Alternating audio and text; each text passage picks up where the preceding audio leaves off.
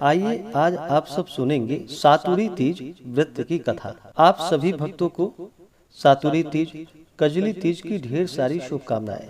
आप सभी के जीवन में भगवान शिव, माता पार्वती की कृपा से आप सभी को सभी प्रकार के सुख और समृद्धि की प्राप्ति हो। कजली तीज का व्रत हर वर्ष भाद्रपद माह के कृष्ण पक्ष की तृतीया तिथि के दिन को, इस दिन को जो कि कजली तृतीया, कजली तीज, कजरी तीज, सातुरी तीज, बूढ़ी तीज, बड़ी तीज, निमड़ी तीज आदि नामों से जाना जाता है। इस दिन विशेष प्रकार से स्त्रियां व्रत को धारण करती हैं, जिससे सुख तथा सौभाग्य की प्राप्ति होती है।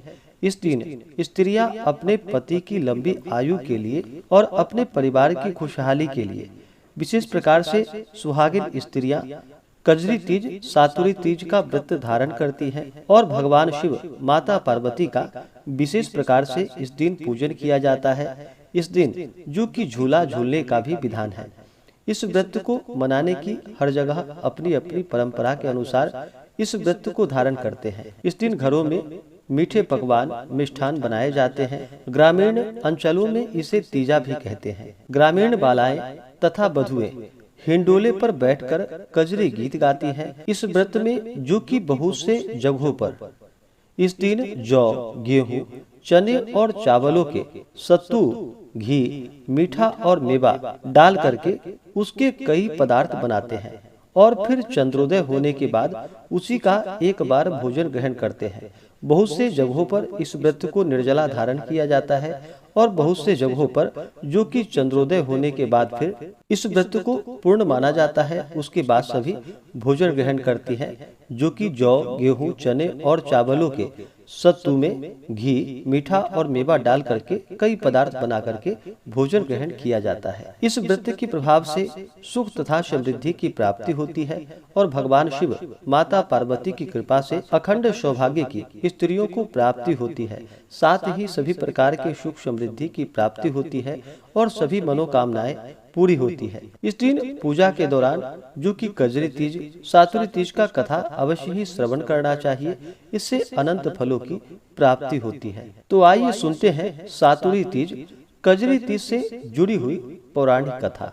तो बोलिए प्रेम से भगवान भोलेनाथ की जय, माता पार्वती की जय। पौराणिक कथा के अनुसार एक गांव में एक ब्राह्मण रहता था, जो कि बहुत ही गरीब था। उसके साथ उसकी पत्नी ब्राह्मणी भी रहती थी। ब्राह्मण की पत्नी ने भाद्रपद महीने में कजली तीज का व्रत किया। उसने अपने पति यानी ब्राह्मण से कहा कि उसने तीज माता का व्रत रखा है, उसे चने का सत्तू चाहिए, कहीं से लेकर के आओ। ब्राह्मण ने ब्राह्मणी को बोला कि वो सत्तू कहाँ से लाएगा। इस पर ब्राह्मणी ने कहा कि उसे सत्तू चाहिए, फिर चाहे वो चोरी करे या डाका डाले, लेकिन उसके लिए सत्तू अवश्य ही लेकर के आए। रात का समय था। ब्राह्मण घर से निकलकर साहूकार की दुकान में घुस गया। उसने साहूकार की दुकान से चने की दाल, घी, शक्कर लिया और 1.25 किलो तोल लिया। फिर इन सब से सत्तू बना लिया। जैसे ही वो जाने लगा, वैसे ही आवाज सुनकर दुकान के सभी नौकर जाग गए। सभी जोर जोर से चोर चोर चिल्लाने लगे। इतने में ही साहूकार वहां पर आया और ब्राह्मण को पकड़ लिया। ब्राह्मण ने कहा कि वो चोर नहीं है, वो एक गरीब ब्राह्मण है। उसकी पत्नी ने तीज माता का व्रत किया है, इसलिए सिर्फ यह 1.25 किलो का सत्तू बनाकर ले जाने के लिए मैं आया था। जब साहूकार ने ब्राह्मण की तलाशी ली तो उसके पास से सत्तू के अलावा और कुछ भी प्राप्त नहीं हुआ। उधर चांद निकल गया था और ब्राह्मणी सत्तू का इंतजार कर रही थी।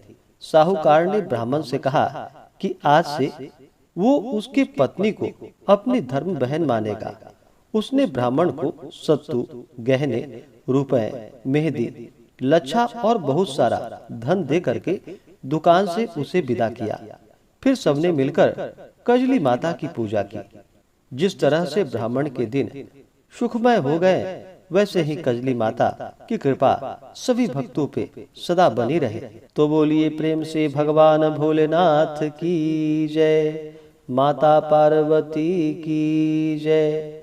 इसी प्रकार से जो भी सच्ची श्रद्धा के साथ, नियम और निष्ठा के साथ कजली तीज, सातुरी तीज का व्रत धारण करते हैं, तो इस व्रत के प्रभाव से भगवान शिव, माता पार्वती की कृपा से जीवन खुशहाल होता है, सुख समृद्धि की प्राप्ति होती है तथा भगवान शिव जी सभी प्रकार के मनोरथों को पूर्ण करते हैं। ऐसे ही ज्ञानवर्धक जानकारियाँ प्राप्त करने के लिए हमारे इस चैनल पे अगर आप नए हैं तो चैनल को लाल बटन दबा करके सब्सक्राइब करें, साथ में बेल आइकन घंटी को दबाएं ताकि मेरे वीडियो का नोटिफिकेशन आपको समय से मिलता रहे।